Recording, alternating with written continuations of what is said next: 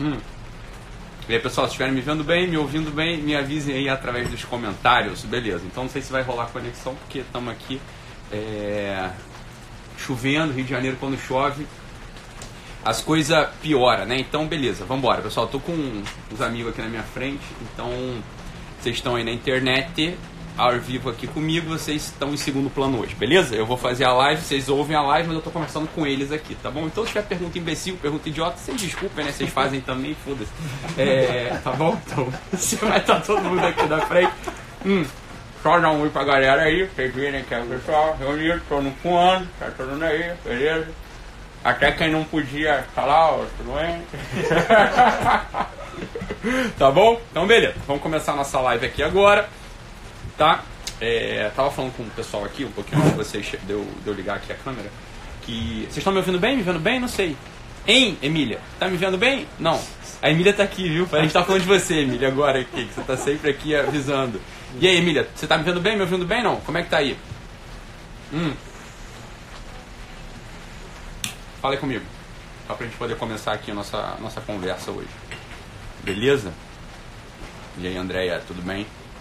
Show, tá tudo ótimo. Então tá bom, obrigado, Camila. Camila avisou já, tá ótimo, estão me ouvindo. O que acontece? A ideia hoje, talvez não dê pra fazer, né? Mas a ideia hoje é a gente comentar a apostila do Olavo aqui, de 1987. Essa apostila aqui do Olavo é uma reprodução sem alterações, então, enfim, provavelmente foi eu não sei se é uma transcrição de alguma aula, ou se foi escrita mesmo, parece que foi escrita, porque tem partes aqui do texto que estão fantásticas, né? Enfim. Não que ele não tenha um domínio oral para poder construir essas imagens oralmente, mas é que parece realmente um texto escrito, eu não tenho certeza se é um texto escrito ou não, tá? Então, a ideia é a seguinte, é de 1987 a apostila, que é uma apostila, na verdade, feita, é uma aula, na verdade, do curso Introdução à Vida Intelectual, tá? Eu entendo que esse aqui é um dos textos mais importantes escritos já, ou reproduzidos textualmente em língua portuguesa, por alguns motivos, né? O Olavo ele vai falando aqui da importância do ideal bem entendido para que o ser humano não caia naquela rasteirice, para que o ser humano ele não caia numa concepção tediosa da vida, numa concepção cética da vida. Ele fala o seguinte pra gente já vai entender aqui a coisa toda, né? Vocês leram o texto? Não deu tempo também, né? Eu falei, faltando pouco tempo, né, que a gente ia falar sobre isso. Ele fala o seguinte, olha só, sem o ideal, sem o norte, sem algo que transcenda a gente não tem uma baliza moral, a gente não tem uma baliza ética, a gente tem sequer uma baliza estética, não tem uma baliza intelectual. De outro modo, se a gente não tem a conduta, se a gente não tem a percepção do ideal, se a gente não tem a noção do que é o ideal, o que vai acontecer com a gente? O resto do chão, aquelas coisas que chamam a gente no dia a dia, os nossos desejos mais superficiais, enfim, a palavra de alguém vai acabar sendo a baliza da nossa conduta. Então, esse assunto aqui, dessa apostila, ela é realmente o assunto mais importante, me parece, pro coração de qualquer homem hoje, que é o seguinte, aonde que a gente vai colocar o nosso coração? Qual que é o imã e o eixo em torno, o imã que atrai o eixo em torno do qual a nossa personalidade vai rodar. Sem a gente entender que elemento é esse, se há, em primeiro lugar, esse elemento, e que elemento é esse, a gente vai, no final de contas, acabar sendo bichinho. Então é isso que o Olavo vai tentar delinear aqui pra gente ao longo do texto. É um texto que algumas pessoas dizem que é bastante difícil de entender, então não sei se alguém aí que está assistindo a gente leu, o pessoal que está aqui na minha frente não leu, né? Mas é um texto que eu coloquei lá nos stories, então tem um link lá, se quiser ler depois, tá bom? Isso que ele fala. Então, a primeira coisa que o Olavo fala aqui ele vai definindo o que é o ideal, o que é um ideal, depois ele vai passando para os inimigos do ideal, ou seja, para aquelas coisas que podem perverter o ideal, né, gente? Tá? Ele não fala dessas coisas aqui no texto, mas eu queria relembrar um filósofo italiano chamado Luigi Giussani. Vocês conhecem o Luigi Giussani? Então, o Luigi Giussani é uma pessoa que eu cito com alguma frequência, alguém que eu gosto muito de ler. Os textos dele não são sistemáticos, os textos dele não são lineares, são textos difíceis às vezes de você ler se você não entende do que ele está falando ou para quem que ele está falando, tá? Então, o Luigi Giussani, ele tem uma concepção lá muito interessante. Ele fala o seguinte, olha, ele tem uma trilogia, né? São 3 livros escritos numa trilogia chamada Percurso. Então foi um curso que ele deu para alguns jovens e a partir deste curso, que se tornou um percurso, no final das contas, dali foram, né, através de transcrições, enfim, e aditivos, foram produzidos alguns livros. Um deles é o Senso Religioso, é o nome desse livro. É um livro fundamental para a gente entender uma coisa que está dentro da alma de todo mundo, que é um tipo de tensão, é um tipo de projeção. Essa é a coisa que o Giussani está falando. Então ele fala o seguinte, olha, do mesmo jeito que a gente tem os sentidos, né, tem o tato, olfato, visão, paladar, são coisas que fazem com que a gente tenda, a gente recebe o mundo a partir desses 5 sentidos. Então, quando o mundo está na nossa frente, a gente captura esse mundo através dos 5 sentidos. Ou seja, a gente está nesse mundo aqui e o mundo ele é informado para a gente e essas são as ferramentas de captura do mundo. É isso que o Giussani está falando, que a gente sabe, né? São os 5 sentidos. O que o Giussani fala, o Luigi Giussani? Ele fala o seguinte, existe para além desses 5 sentidos, existe mais um sentido, existe um senso, existe um sentido, que ele chama de senso religioso. Tá? O senso religioso nada mais é, preste atenção nisso aqui, isso aqui é importante, o senso religioso nada mais é do que uma capacidade do homem instalado na realidade compreender a finalidade das coisas. Tá? Compreender a finalidade das coisas. Então, dito de outro modo, a gente está aqui convivendo. Estamos aqui 1, 2, 3, 4, 5, 6, 7, 8, 8 pessoas aqui convivendo, né? Estão fumando charuto e tudo mais. Beleza. Né? A gente está instalado nesse mundo aqui, está instalado nessa sala, se vendo, se ouvindo, né? Experimentando o sabor que o charuto deixa na nossa boca, experimentando o sabor que o café deixa na nossa boca, enfim, tudo isso faz sentido, é assim mesmo que funciona. Mas para além disso, cada uma dessas coisas aqui na sala e no mundo tem um sentido, tem uma finalidade e uma origem. Que Dom Giussani fala pra gente do seguinte modo, que a razão, bem, que a gente consegue compreender sem precisar de nenhum elemento de fé, sei lá, de crença, etc. Isso é a realidade mesmo pra gente. É isso que o Dom Giussani está falando aqui pra gente, né? É isso que ele fala lá no livro dele, Senso Religioso.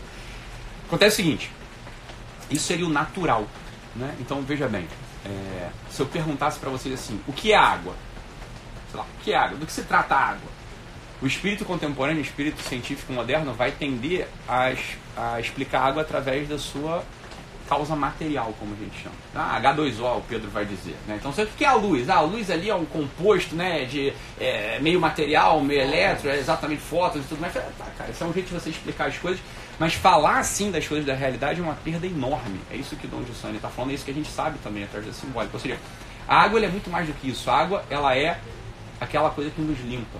Simbolicamente, é aquela coisa que nos mata e dá vida, sei lá, através da simbologia toda da água do batismo, né, por exemplo. Você morre e renasce. Por quê? Porque ela está limpando uma coisa que está ali para você. Bem, essa é toda a percepção, para assim dizer, poética do que a água tem para informar para a gente. E a perda dessa visão poética é uma das grandes tragédias do nosso tempo. Ou seja, de algum modo, o mundo dentro do qual a gente entrou, esse mundo herdado pela gente, é um mundo bastante amputado. É um mundo no qual esse sentido superior das coisas, ou seja, esse sentido simbólico, esse sentido poético, foi tirado da gente. Eu gosto de citar aquele versinho da Adélia Prado que é fundamental para a gente entender tudo isso aqui. Quer dizer, ela na poesia dela tem uma hora que ela fala assim, olha, é que às vezes Deus me tira a poesia e eu olho para a pedra e só vejo pedra mesmo. Essa é uma das grandes tragédias do nosso tempo. Quer dizer, que triste o espírito do homem contemporâneo que olhando para uma pedra só consegue ver pedra. Né? Que triste essa coisa. Assim. Quer dizer, olhando de repente para uma mulher, eu só consigo ver uma xereca lá, sei lá. Olhando de repente, né, para porra, sei lá, uma coisa triste. Veja bem, um relacionamento com uma mulher é muito mais do que isso. Né? Um relacionamento com uma mulher é uma coisa assim, porra, pode ser excelsa pra cacete, né? Pode ser uma coisa grandiosa, uma coisa que vai gerar vida, uma coisa que vai fazer com que você desperte o teu amor e por aí vai. Olha, seria muito triste reduzir, por exemplo, o amor humano, sei lá, a um coito, sei lá, né, um orgasmo, uma coisa do tipo, por exemplo. E às vezes nas relações, isso é o que toma conta de toda a nossa percepção, né? Às vezes os dramas, eles orbitam ao redor disso. Por quê? Porque o sujeito, ele está olhando para as coisas desse mundo e está perdendo a capacidade, no final das contas, assim como a Adélia Prado já profetizou para a gente, está perdendo a capacidade de entender a finalidade e origem das coisas. A finalidade e origem das coisas. Então, por assim dizer, o que é o ideal para a gente? O que seria o ideal? Bem, o ideal é uma coisa que está para fora, uma coisa que está para além, uma coisa que a gente olha, né? Esse é o primeiro movimento do ideal. Então, o ideal, o ser humano, ele é um bicho feito para ter ideal. Essa é a primeira coisa que a gente tem que entender. Por que o ser humano é um bicho feito para ter ideal? O ser humano é um bicho feito para ter ideal porque ele tem esse senso dentro da estrutura mesma dele. Esse senso, seria essa capacidade de olhar para as coisas, essa capacidade de olhar para a pedra e não ver só pedra, essa capacidade de olhar para um filho, de olhar para um amigo e não ver só, sei lá, um amontoado de células ali que está, sei lá, se decompondo. Não, mas essa capacidade de olhar para essas pessoas e, sei lá, entender uma necessidade de amor, uma necessidade, sei lá, de se doar, uma necessidade, porra, por aí vai. Né? Isso é próprio do ser humano. Isso deveria ser próprio do ser humano. Né? E contra isso aqui que a apostila do Olavo vai falar, ó, há inimigos dessa tendência, ou dessa coisa que seria natural no homem. Então o Olavo fala pra gente que ele vai definindo o que é o ideal pra gente, né? Ele define o ideal pra gente como, né? Ele não é que ele define, ele vai descrevendo maravilhosamente aqui o que é o ideal, mas ele fala o seguinte, olha, o ideal, ele é algo necessário para a formação da tua personalidade. O ideal, ele é necessário. Sem que a gente tenha mesmo um ideal, a gente não tem um centro em torno do qual a personalidade possa se construir, e a gente não tem um imã que atrai os elementos dispersos do nosso espírito. Isso é o que o Olavo fala aqui sobre o ideal, tá? Então isso é interessante pra gente entender, pra cacete, né? Existem alguns inimigos sociológicos para que a gente tenha essa perda de percepção do sentido mesmo, da finalidade mesmo das coisas. Uma delas é o espírito cientificista do nosso tempo. Então, de uns tempos para cá, historicamente, a negativa toma conta da percepção de orientação do homem. O método popperiano, por exemplo, de análise científica, ou seja, eu vou negar tudo, e negando tudo, destruindo tudo, eu chego a conhecer o que a coisa é. Bem, esse é um jeito de você conhecer o que a coisa é, esse é um jeito de você ver a validade da coisa, né? Você vai negando tudo, você vai falseabilizando tudo, bem, você pode chegar lá, né? Você vai chegar na coisa. Esse é um dos pilares do método científico. Isso é só um jeito de ver a realidade. Existem jeitos absolutamente superiores de ver a realidade. Por exemplo, o jeito simbólico de ver a realidade. Você vai ver a realidade na conexão com o ser, por exemplo. Você não vai negar a realidade, mas pelo contrário, você vai buscar ali os símbolos de presença que fazem com que a gente entenda o de que, por exemplo, o Caio é presença, o de que esse isqueiro é presença, o de que uma maçã é presença. Isso é presença de quê? É presença de quê? Bem, que nota da realidade está querendo se mostrar pra gente quando uma maçã aparece na minha frente? Que nota da realidade está querendo se mostrar pra gente quando um amigo aparece na nossa frente? Que da realidade está querendo se mostrar pra gente quando, sei lá, um amor se apresenta pra gente? Esse é um outro jeito de abordar a realidade que a ciência contemporânea desconhece absolutamente, né? Agora, a gente entra no mundo no qual a ciência contemporânea ela é a mãe e mestra do nosso tempo. A ciência contemporânea, de algum modo, moldou o imaginário de todo mundo. Todo mundo, de algum modo, pede provas científicas. É aquela velha coisa assim, mas isso aqui tem artigos que provam tal coisa. Eu falei, tá bom, cara, tem artigos feitos por quem? Artigos que vão ser negados daqui a uma década, artigos que vão se mostrar falsos daqui a uma década. Veja, esse senso de orientação do homem contemporâneo, que toma a ciência por mãe e mestra, é evidentemente um senso de orientação perturbador. Porque o sujeito ele vai se sentir, no final das contas, perdido mesmo. Porque não tem um centro ali que mostra pra gente a finalidade, mostra pra gente o que cada coisa é, para que as coisas são. Então, um dos motivos da perda de capacidade de ver a finalidade das coisas, é esse olhar por assim, que é mesmo, é um olhar material, olhando sempre a causa material. Então, por exemplo, quando eu pergunto assim, por que é que uma maçã cai da macieira? A resposta pode ser, bem, porque Newton descreveu pra gente lá que tem a lei da gravitação universal, e matéria atrai matéria na razão direta do produto da massa e na razão inversa do quadrado da distância. Todo mundo lembra dessa fórmula, né? Então, esse é um jeito de você descrever por que a maçã cai da macieira. É só um jeito de descrever. Você tem outro jeito que você pode dizer assim, a maçã cai porque ela deseja repousar. Então, isso é bonito demais. Quer dizer, as coisas têm um certo desejo, as coisas têm uma finalidade. É claro que o desejo da maçã, ela não é um desejo, por assim dizer, racional. A maçã não tem capacidade de racionalidade. Mas o ser dela deseja se manifestar de um certo modo. Isso parece poesia e é poesia. Agora, que tristeza a vida do homem que abandona a poesia completamente do seu horizonte de consciência, do horizonte de percepção, né? Seria uma vida bastante triste mesmo, do homem que vive rebaixado, vive olhando as coisas só por sua causa material. Então veja, o ideal, ele aparece para o homem como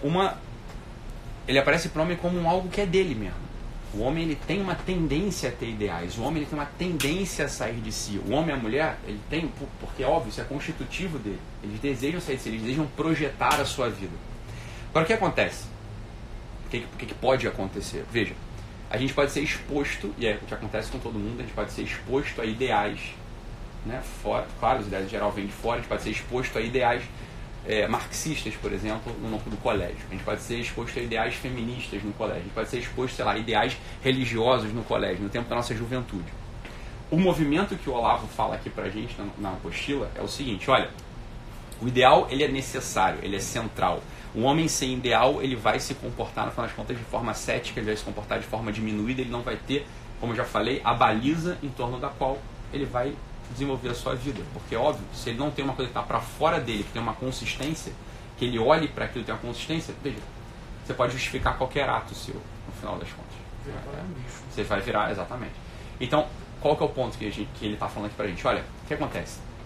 Olha que bonito o movimento que ele explica pra gente aqui, que às vezes não é compreensível, não dá pra compreender no texto. Ele fala o seguinte, olha, a gente tem ideais que são ideais superiores, né? Você tem um jeito, você vai olhar para esses ideais que eles são superiores, você vai se identificar com eles, vai se identificar com esses ideais superiores. Então, por exemplo, ideais religiosos.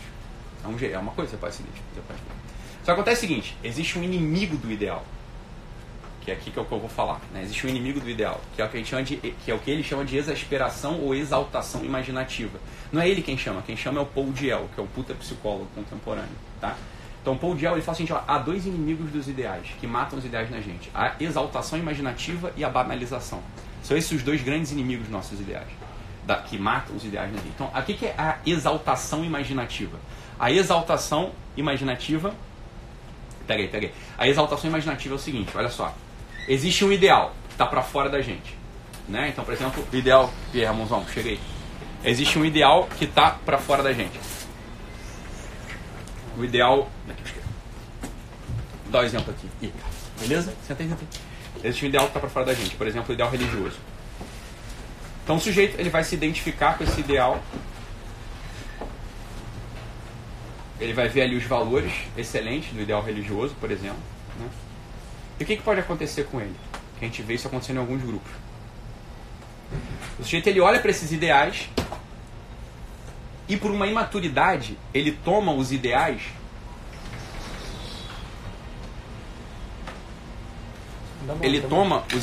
como se fossem coisas já conquistadas nele.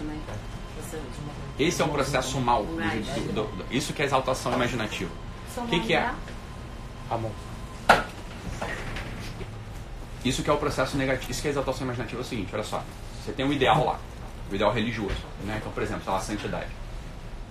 Você olha para aquilo, você identifica que aquilo é bom. E para que um ideal seja bom, ele tem que ser verdadeiro, tem que ser belo e tem que ser justo. Então ele tem que ter uma característica intelectual, estética e moral.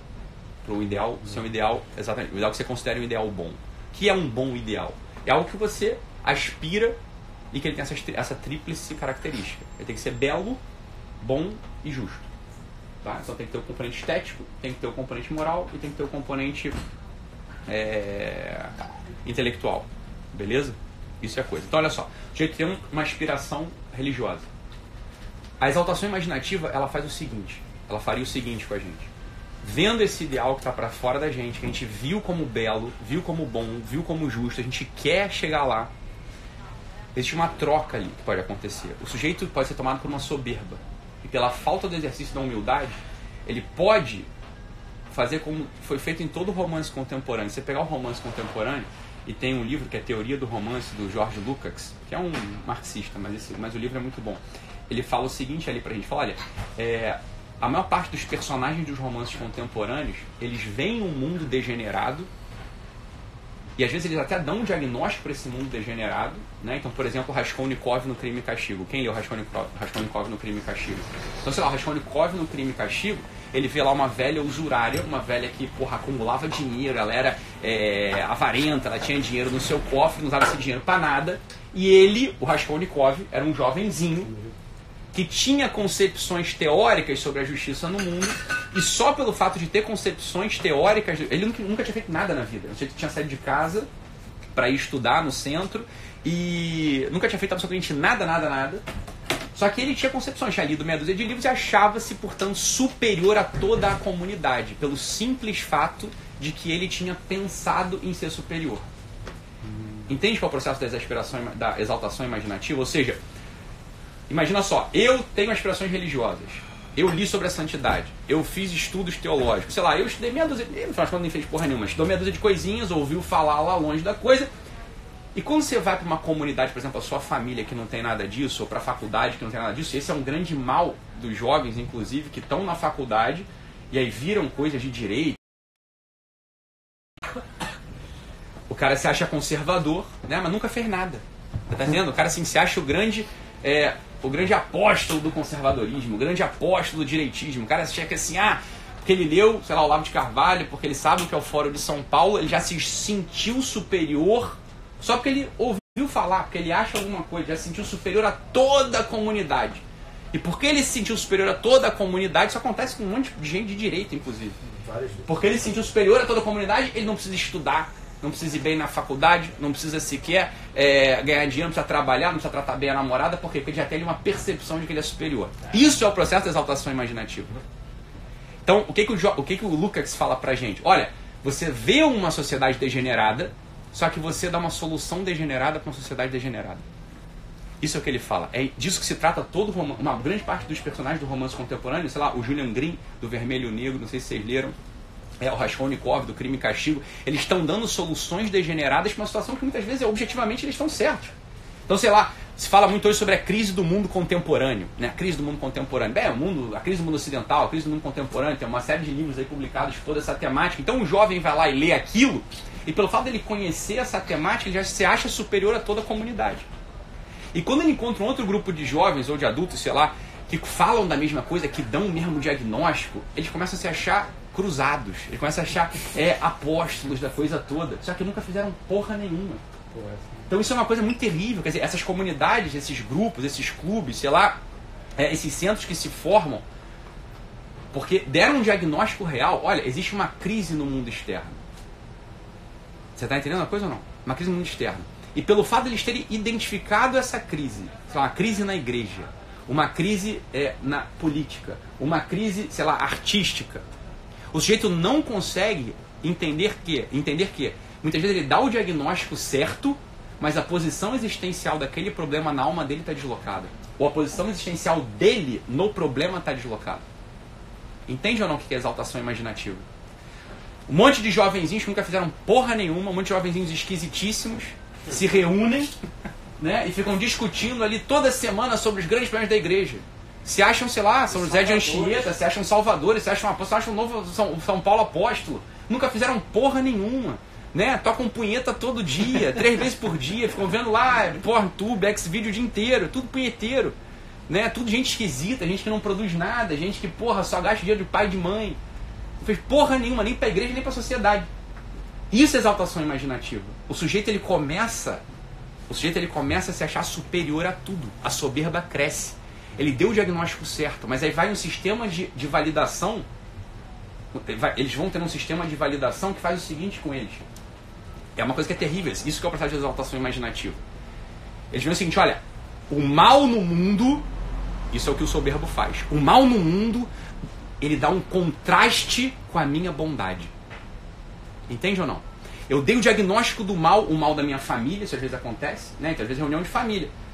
Você vê lá uma tia ou um tio que tem uma questão qualquer, às vezes você até dá o diagnóstico correto, o tio, sei lá, é mão de vaca, o tio, porra, bate na minha tia, o tio, sei lá o quê. E aí você olha para aquilo, se reúne com teus primos e fica falando mal dele. Sem você ter examinado que você é um vagabundo, um farsante igual a ele mesmo. Então o que acontece na exaltação imaginativa? Na exaltação imaginativa acontece o seguinte, você olha para uma questão, você tem um ideal, veja bem, na exaltação imaginativa você ainda tem o ideal, você ainda quer o bem, olha isso, que estranho.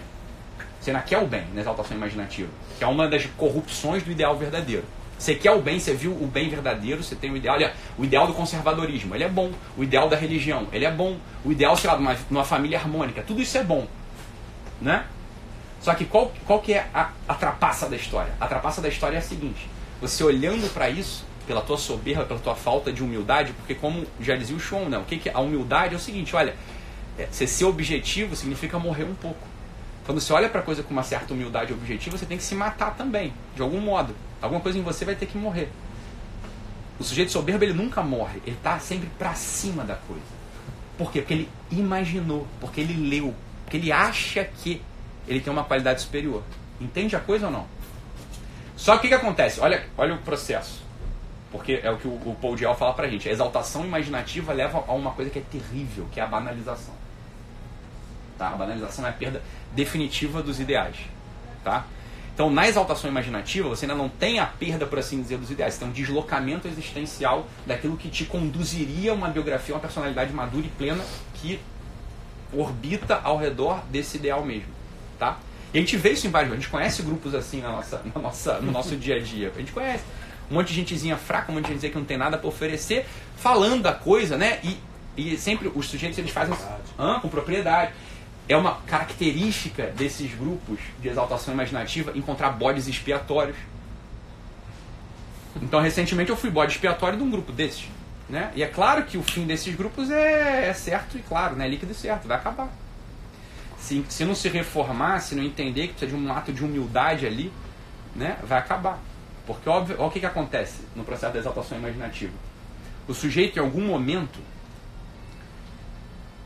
esses sujeitos que têm exaltação imaginativa, eles estão num grupo. Em geral é assim, né? Estão num grupo. Ou são os primos que se reúnem, ou são os amigos lá de confederação que se reúnem. Só que toda a sociedade olha pra eles e fala, bicho, que é o bom e velho, coisa do adolescente. Tu tá cheio de ideal aí, mas tu não arruma tua cama. Tu tá cheio de ideal aí, mas porra, tu veste a cueca que eu te dei. Tu tá cheio de ideal aí, mas porra, tu tira nota baixa na prova. A comunidade tá certa. A comunidade tá certa quando fala isso, esses filhos da puta. E é isso que eu faço no Guerrilla Way, isso que eu faço no meu trabalho. Olha, bicho, tudo bem que você tem teus ideais, caguei pra eles. Tu não é ninguém. Enquanto você não assumir diante da vida uma responsabilidade real de trabalhar, servir, não encher o saco, não tem que falar contigo, cara. Se você não comprou tua cueca, você tá entendendo? Se você não limpa, porra, aquela freada que tu deu na tua cueca, se é alguém que limpa essa porra, tu não, francamente falando, caguei pro teu ideal. Caguei pra ele, porque você tem um ideal que é anterior a isso, é ideal de, porra, você ser gente em primeiro lugar. Gente honrada, no mínimo. Eu caguei por esse teu ideal religioso, político, porra, místico. Foda-se, tu não tem isso ainda, cara, porque tu não tem base. O que acontece? Qual que é o passo seguinte da exaltação imaginativa? Existe uma comunidade que olha pra tua cara, pro teus cornos e não compra essa tua porra. Você tá entendendo?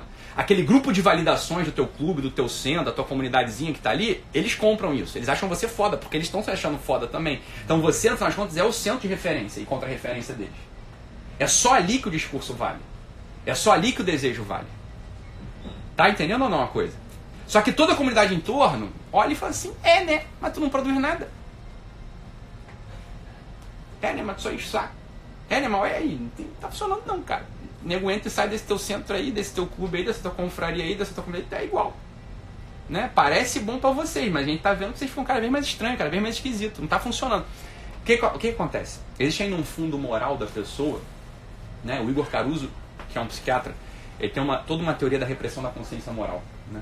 Ele fala que a origem dos sintomas, a origem dos sintomas neuróticos, a origem dos sintomas físicos, inclusive, é a repressão da consciência moral. Ou seja, quando você começa, por exemplo, nesse caso, né, você nota que você está no ato de soberba, que você está querendo, né, ser apóstolo, ser um cruzado de algo que você, no final das contas, não tem capacidade de fazer, você começa a ver que você está sendo soberbo, a tua consciência moral aperta, só que você tenta reprimir essa consciência moral, você começa a ter sintomas. Você começa a ficar triste, começa a ficar deprimido, você começa a ficar ansioso, você começa a ter uma compulsão de tocar punheta, de não sei o que, essas porra toda. Né? Começa a ficar totalmente compulsivo. Você começa a notar isso, o que acontece então? Qual que é o passo seguinte, se você não tem um ato de humildade, entende que você é um merda. Esse que é a coisa. A solução para isso, é assim, cara, eu sou um merda. Para de achar que eu sou cruzado, para de achar que eu sou apóstolo contemporâneo, eu sou só um merdinha que não compra a porra da cueca que eu visto. Eu não tenho família, eu não tenho namorado, eu não tenho porra nenhuma, eu sou destaque dos outros, você tá entendendo? Eu não consigo ter dinheiro pra fazer nada, eu preciso pedir dinheiro pra todo mundo, pra tudo. Essa que é a coisa verdadeira. Aí o pessoal ainda fala assim, entende esse sistema de validação? Fala, mas esses caras falando isso são dinheiristas, nós que somos puros e essenciais. Sai, meu filho, só que vocês são puros e essenciais porque tem alguém dando dinheiro pra vocês, alguém que trabalhou dando dinheiro e dá dinheiro pra vocês. Se aquele da puta não trabalhasse, tu não ia ter dinheiro pra fazer as coisas aí que tu tá achando que tu tá fazendo. Você ainda só tá enchendo o saco. Você entende que a exaltação imaginativa é isso. Esse é o processo da exaltação imaginativa. O que acontece? Só que aí, isso que eu tava falando.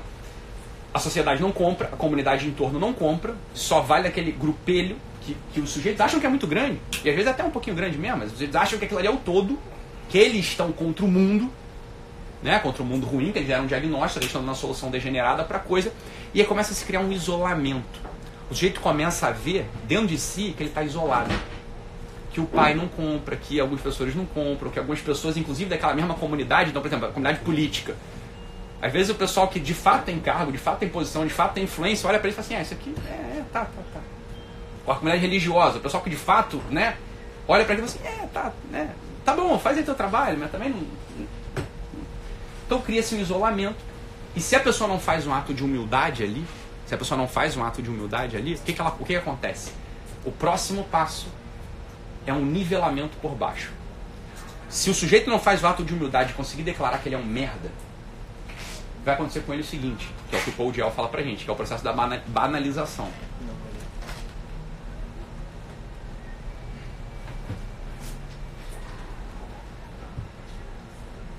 A banalização é o seguinte, em vez de ele abandonar a soberba, ele abandona todos os ideais. Então veja bem, na exaltação imaginativa, o sujeito ainda quer uma coisa que é boa. Na banalização, para ele continuar por cima, olha isso, olha que bizarro. Para ele continuar por cima, ele tem que baixar muito o ideal dele. Entendeu? Se ele não abandona a soberba, veja, ele está soberbo, ele está com a exaltação imaginativa.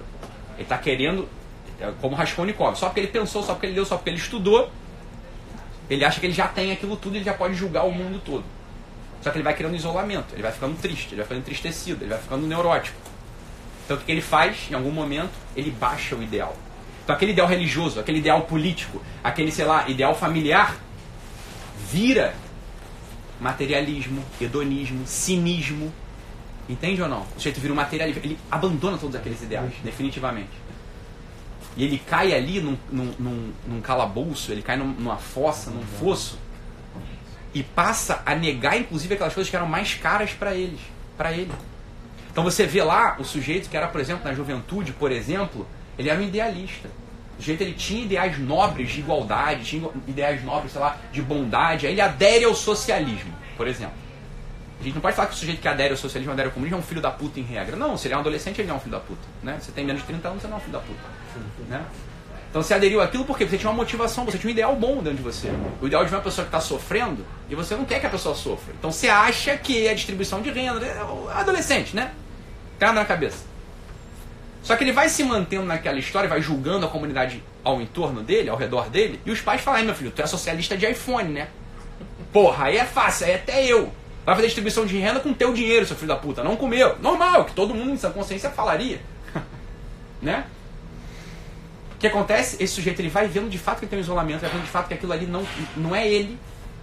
E em vez dele manter o ideal de igualdade, em vez de ele manter o ideal de bondade, ele rebaixa tudo. Ele vira um cínico, ele vira um carreirista, vira um dinheirista, vira um hedonista. Vai pra droga, vai pra putaria. É o que a gente vê acontecer com todos os jovens, no final das contas. Isso é uma minoria que se mantém no discurso ideológico. A maioria vai pra festa pra fuder, pra ir gastar dinheiro e pra essa porra mesmo vai fazer. É ou não é? Entende que isso é um processo de banalização que acontece já na largada? Então veja, numa sociedade, uma comunidade na qual as ideologias, não os ideais, né? Aquilo que é apresentado para a pessoa como ideal é na verdade uma ideologia. Olha que é a perversão da coisa. Quando uma comunidade na qual os ideais são apresentados para os jovens são na verdade ideologias, é necessário um fenômeno sociológico de perda dos ideais. Entende ou não? A gente vai ter uma comunidade inteira de gente cínica e triste. E perversa. Por que perversa? Por que pervertida? Pervertida no sentido de falar que o bem é mal e não ligar de querer o mal mesmo. Foda-se. Você entendeu o processo? Porque você precisa rebaixar tudo. O sujeito rebaixa a porra toda, porque ele não largou a soberba ainda. Só que é aquela coisa, né? Tu soberba de quê? Ora, dá pra ser soberba. Se os teus ideais eles são muito baixinhos, você tá entendendo ou não uma coisa? Se o que o sujeito quer agora mesmo é só, sei lá, as coisas baixas daqui, materialismo, hedonismo, você tá entendendo? Ele continua por cima de tudo, ele continua julgando tudo, mas num nível inferior. Isso é o processo de banalização. No processo de banalização, o sujeito, ele olha para a realidade e aquelas coisas que para ele antes eram coisas excelentes, eram coisas que ele teria ojeriza de fazer, agora ele quer fazer aquilo. Ele quer o mal agora. Isso é o processo de banalização. Entendeu ou não? O que está aqui na apostila do Olavo. Então, esse fenômeno psicológico ele acontece em todos os ambientes. Um sujeito que entra, por exemplo, numa vida política, né, ideais políticos, ideais religiosos, e não tem um exercício real de conseguir declarar que é um merda, que não tem um exercício real de saber que ele não é a solução de nada, esse sujeito ele vai cultivar uma soberba que leva ele a julgar todo mundo, que o leva a julgar todo mundo. Ele vai tentar achar um grupo de referência contra referência, de autovalidação, que vai exaltar essa mesma característica de soberba dele. Entende o processo terrível que acontece? a grande solução e a única solução para isso, no final das contas, em ambientes familiares é a mesma coisa. Mas só, o sujeito, isso é muito comum, né? Isso a gente via muitas pessoas que começam a, sei lá, estudam meia dúzia de coisinhas sobre o que é uma família feliz, o que é uma família harmônica, o que é não sei o quê.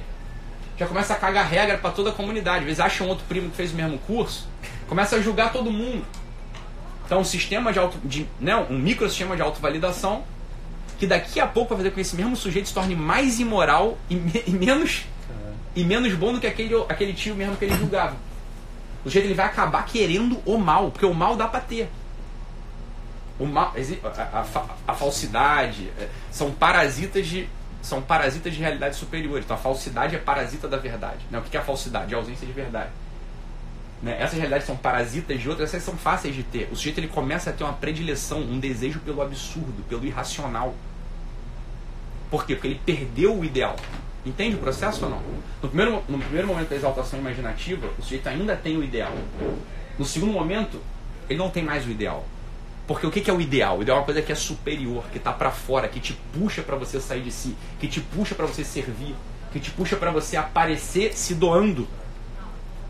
É isso que o ideal verdadeiro faz. Agora, quando o sujeito... Lembra que eu falei da tríplice natureza do ideal? Ele tem que ser verdadeiro, justo e belo. Lembra disso? Esses ideais colados no chão, alguma dessas coisas ele vai falhar. Ou ele não é verdadeiro, ou ele não é justo, ou ele não é belo.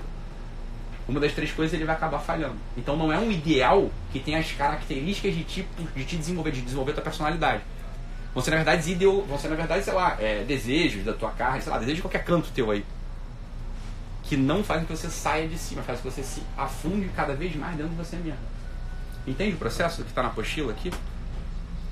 E aí o que não está dito isso aqui claramente, né? Mas ele fala, o Paul Diel fala o seguinte, olha, o ideal do homem, o ideal mesmo do homem, ele só pode ser dado pela divindade. Isso é o que o Paul Diel fala. Pra gente que está numa sociedade cristã, fala, o ideal do homem é o próprio Cristo. Porque é a divindade encarnada. Aquele é o ideal do homem. E quando se perde essa capacidade, quando se perde essa capacidade de desejar isso, o sujeito vai perder o ideal que pode de fato fazer com que ele saia de si. Isso é o Paul Diel falando, não sou eu falando. Né? O Paul Diel fala isso. Então, só, não importa se a divindade teologicamente é uma coisa ou outra, psicologicamente pra gente o que importa é justamente essa capacidade de identificação do homem com a divindade. Tá claro isso aí ou não? Tá claro essa coisa? Isso é o Paul Diel falando. Que é assim, olha, então quando o sujeito, o Paul Diel fala o seguinte pra gente, que é um psicólogo, ele fala assim, olha, quando o homem perde essa capacidade, essa característica, essa tensão, esse desejo, ele passa a ter sintomas. Quando outros são os ideais desse homem, ele passa a estar desconectado do sentido mesmo da vida dele. A gente aqui pode pegar a referência do Viktor Frankl. O Viktor Frankl fala pra gente o seguinte, olha, o sentido mesmo da vida se encontra quando você ama um ideal, ama uma pessoa, serve um ideal e aceita o sofrimento inevitável da vida. Não é isso? Amar uma pessoa, nesse caso, do Viktor Frankl, seria amar essa pessoa ideal, por exemplo. Né? Amar, sei lá, o próprio Cristo, sei lá. Entende ou não? As coisas a gente pode se conectar, por exemplo, uma fusão das linhas aqui. Tanto do Paul Diel quanto da logoterapia. Dá pra entender isso aí? Tem alguma pergunta? O movimento de banalização... Pega o... O movimento de banalização é o sujeito rebaixando a realidade para ele permanecer soberbo e superior a ela? Ou... É isso aí. É isso aí. A pergunta foi que o movimento de banalização, o sujeito rebaixando a realidade para que ele permaneça superior a ela. Rebaixar a realidade para que ele fique superior, exatamente. Ele rebaixa o ideal. Mas é ele que rebaixa. É ele que rebaixa. Ele rebaixa. Não, ele não perde o ideal, ele só muda... Só que veja, só que então, ele passa a ter um ideal agora que não é nem bom, ou ele não é bom, ou na verdadeiro não é belo. Verdadeiramente, mas pra ele não. Pra ele não. Pra ele ainda é. Pra ele ainda é. Sim. Por quê? Porque ele ainda é soberbo. Porque o homem tem dentro dele o desejo de ideal. Ele tem um senso religioso. Ele tem algo que ele não pode deixar de ver. Então, uma busca por algum ideal, ele vai sempre ter. E é por isso que se diz, olha, até o último segundo da vida, o sujeito tem salvação. Porque é um sentido que ele tem. Ele não deixa de ter aquele sentido. Ele tem um sentido de buscar um ideal. Ele tem o que o Jutsani chamava de senso religioso. Então, até o último sentido, mesmo o sujeito mais pervertido, mais moral, mais, sei lá, malvado, até o último segundo da vida dele, ele pode sair de si num ato. Ele sacrifica a verdade para poder permanecer num estado de soberba. E às vezes sem perceber. Sem perceber. O nosso trabalho é jogar luz nisso. Entendeu? Mas isso não seria o pecado em si? Então, isso é uma associação entre inteligência e vontade, que é a lesão central do homem. A associação entre inteligência e vontade é uma das coisas que a teologia chama de pecado original, que é justamente essa luta entre você ver a coisa e querer aquilo que você viu. Só que às vezes você viu, mas você quer o outro, você quer o inverso daquilo. E o processo de exaltação imaginativa, ele vai dando tantos comandos contraditórios. Quais são os comandos contraditórios da exaltação imaginativa? E é disso que as seitas pseudomísticas se valem. A gente fala assim, eu vi o que é excelente, eu vi o que é uma vida grande, eu vi, sei lá, eu vi o ideal político, eu vi o ideal conservador, eu vi o ideal religioso, eu vi o ideal familiar. Só que você vê na tua vida que não é assim. Você só não consegue declarar isso. Você só não consegue declarar essa porra. Então, o teu conjunto de condicionado de conduta, de comportamento, fica completamente sem referência. Tu não sabe mais como se comportar. Você vai perdendo essa capacidade de se comportar. Então, das duas, uma. Ou você vira uma presa fácil para quem te dá um novo conjunto de referência, que é o que as seitas fazem, tá? Ou você rebaixa a coisa. Você rebaixa. Você começa a querer coisas que são rasteiras, são mais, porque aí você não tem mais juízo sobre você. Então, o problema é esse. Na exaltação imaginativa, você ainda viu o que é bom.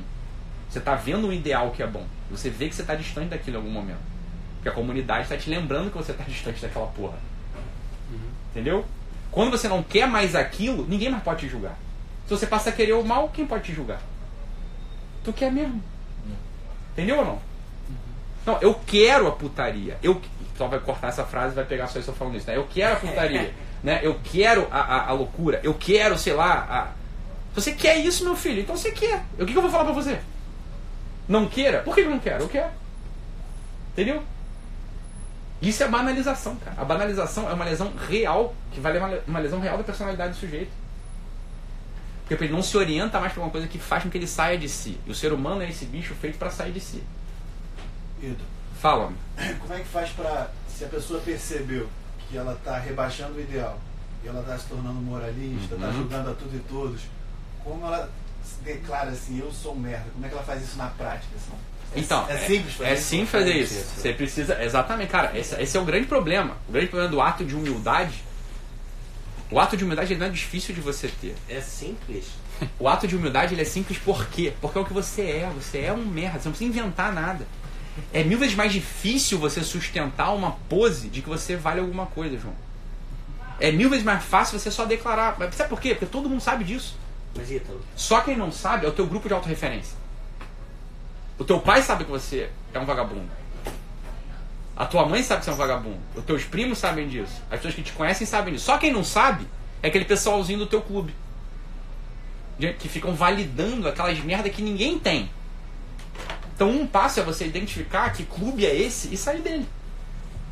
Fica mais fácil você ser humilde, porque não tem ninguém no mundo externo que não saiba que você é um bosta, você tá entendendo? Essa que é a dureza da coisa. Só que é fácil você fazer. Porque, olha só, você ser humilde não é difícil por quê? Porque é só você declarar que você já é. Você não precisa inventar nada. O difícil é ser soberbo, porque tem que ficar inventando um monte de coisa que tu não tem, porra.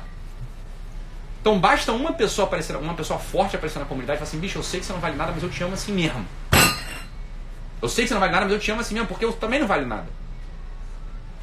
E eu quero ser amado. Você tá entendendo ou não? Aparece uma pessoa com força pra falar e declarar isso e você se abre e fala, Só que quando fica todo mundo falando assim, não, eu tenho pose, eu faço e aconteço, eu sou a esperança do Brasil, eu sou a esperança da igreja, fudeu. Se tu é a esperança do Brasil, se tu é a esperança da igreja, fudeu.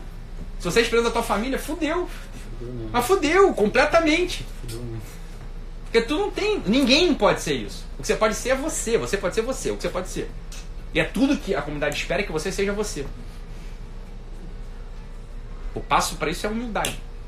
Enquanto o sujeito não consegue olhar para a própria cara no espelho e falar, caralho. Você tá entendendo? E aí que tá o ponto. O teu grupo, às vezes você tá no meio de um grupo que fica validando aquela porra. Só que faz muito bem pro grupo se você aparece nesse grupo e consegue declarar, gente, eu não vale nada, hein? Mas de verdade, entendeu? Ítalo, não acontece do cara, por exemplo, acreditar piamente naquilo que ele está... Porque às vezes a sensação é que a gente olha essas figuras, esses figurões, e fala, esse cara acredita nisso mesmo. Que é isso. Que ele é. O Ramon falou uma coisa que é séria. Então, só, enquanto o sujeito está no processo de ascensão da exaltação imaginativa, você não pode fazer nada. Ninguém tem força contra um sujeito desse. Entendeu? Quando você está assim no início da exaltação imaginativa, não tem o que fazer. O sujeito está ali, ele está vendo bem, ele quer aquilo mesmo, entendeu, Ramon? Ele não está de treta, né? Óbvio que ele está de treta, mas assim, você entende o cara. A grande questão é quando o cara quando ele começa a descer. Quando ele começa a ir para o caminho da banalização. Quando ele começa a ir para o caminho da banalização, é a chance da vida dele. Quando ele começa a se tornar cético, cínico, olha aquelas reuniões de terça-feira, de quarta-feira que eu ia lá na confraria, já não consigo ir muito para lá, porque, você tá entendendo, já não consigo mais sustentar essa pose que eu tinha. Essa é a hora de tu recuperar o ideal verdadeiro, de você se reposicionar verdadeiramente diante do ideal verdadeiro. Essa é a hora. Isso, na verdade, é onde a maioria das pessoas estão. Elas estão nesse descenso, porque o descenso ele é meio que eterno, né? A pessoa dificilmente chega à banalização final. A banalização final, o cara, ele tá mal mesmo. É um outro que chega lá. A maior parte das pessoas, assim, é um processo de descenso eterno. Ele não chegou ainda na banalização, nem vai chegar, porque nem tem tanta força assim, pra querer o mal e declarar que é o mal, entendeu? Então, dificilmente as pessoas estão mesmo na banalização. É um ou outro. Os sujeitos fortes estão na banalização. Os sujeitos, assim, muito fortes, muito poderosos, com muita personalidade, eles chegam lá. Que eles conseguem declarar sem medo: eu quero o mal. Porque eu quero ficar aqui. Entendeu? Eu quero o mal. Eu quero fazer mal para os outros, inclusive. A maior parte das pessoas não é assim. A maior parte das pessoas está descendo ainda. Aí vai ser um descer até o fim da vida, só que o final de contas que depois não é descida, né? Sabe que tem lá embaixo, o inferno. Né? Pof! Aí chega uma parte da descida que você para de ver a luz do sol, né? Nesse pedaço que você consegue... tu vira um tipo de... Você fica cheio de reações. Só que veja, o homem nunca é um animal. O homem ele sempre ainda tem um desejo. Ele tem um desejo de ideal. Sempre. O homem nunca vai se identificar com o animal de verdade. Por isso que o homem sofre, o animal não. O animal sofre, gente. O animal também sofre, mas é um sofrimento diferente.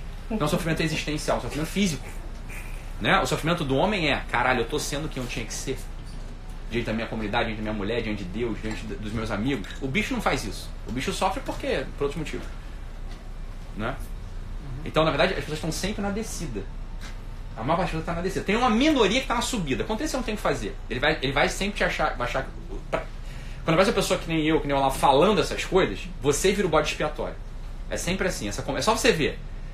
Quais são as comunidades que estão com exaltação imaginativa? Você vê se eles têm um bode expiatório. Sem motivo.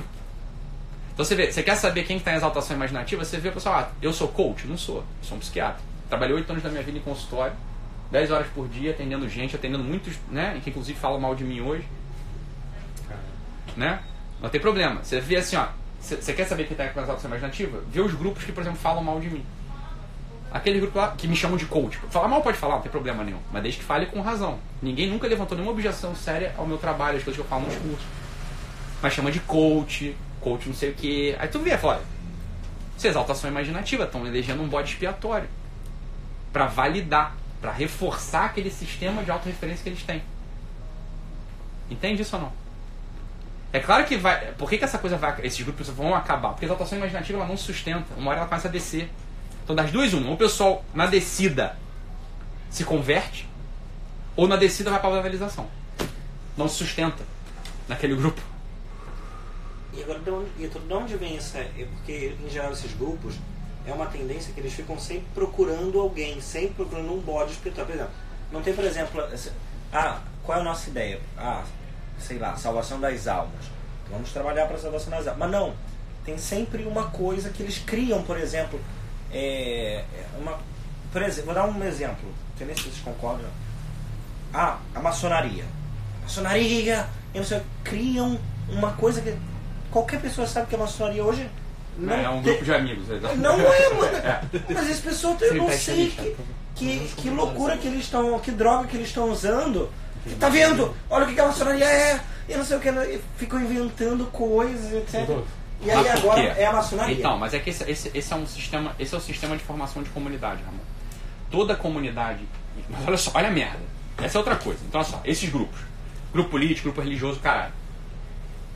Se eles são verdadeiros, eles já estão debaixo de uma autoridade. Ou a autoridade do Cristo, ou a autoridade da verdade, ou... Não é isso? Eles servem, eles estão ali diante de uma autoridade. Então, outro jeito de você ver se esses sujeitos eles são humildes ou não, se eles já estão submetidos a uma autoridade ou não. Que é o seguinte, presta atenção nisso aqui, isso aqui é importante. Como as comunidades, como as sociedades se formam? Todas elas. Todas. Você vê a sociedade romana, sociedade grega, sociedade cristã. É sempre assim.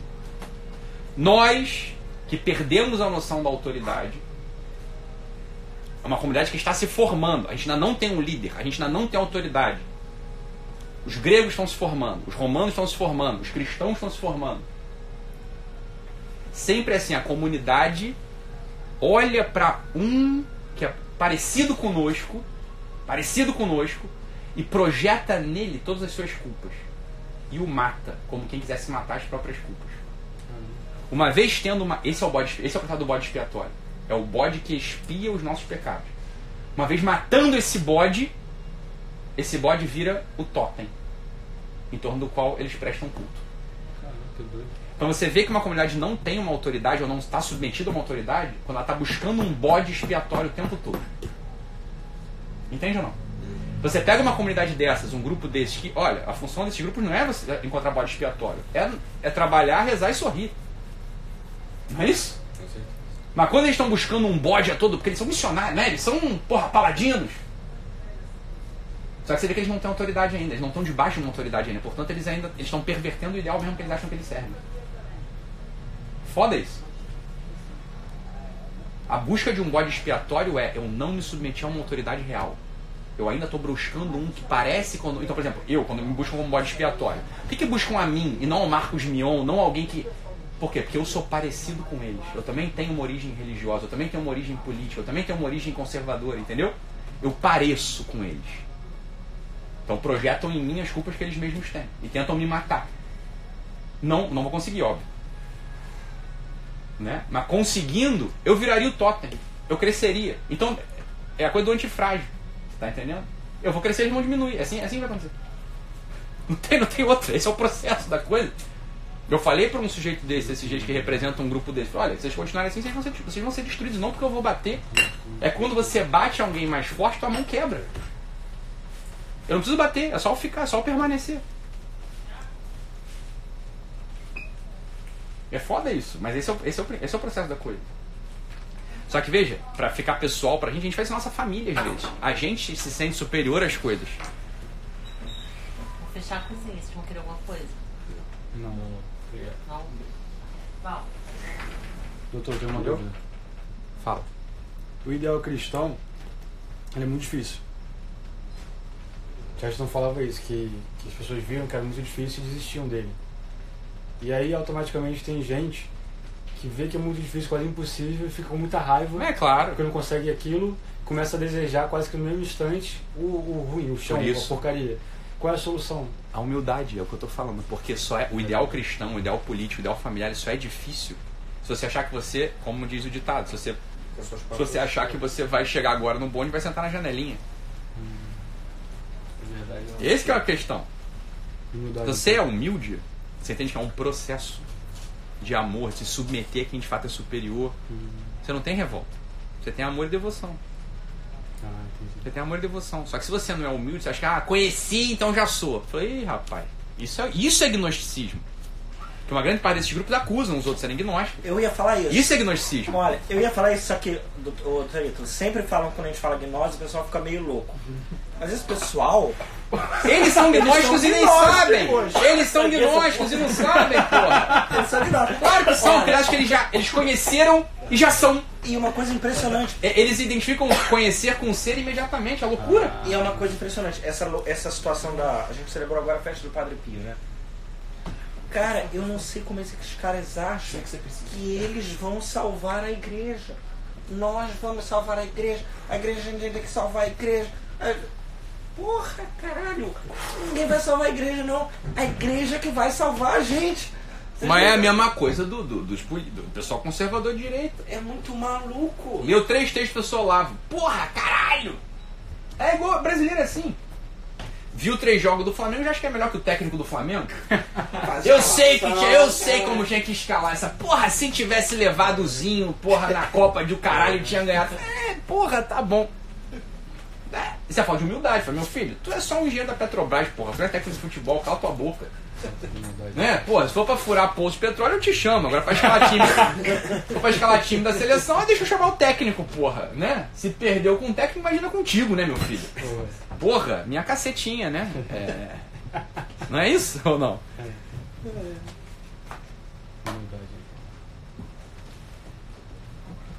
A humildade é a resposta pra tudo, né, cara? Porque a humildade é a posição real existencial do homem.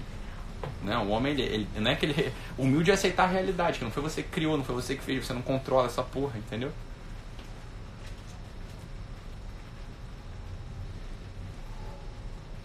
Já vai bater 1 hora de live aqui, eu vou já.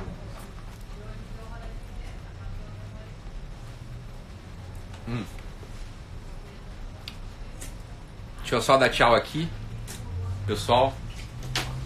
Só tá perguntando quem tá aí. Só marginal. Tá bom? Então beleza, pessoal. Fiquem com Deus. Um abraço e até amanhã. Tchau, tchau. Tchau.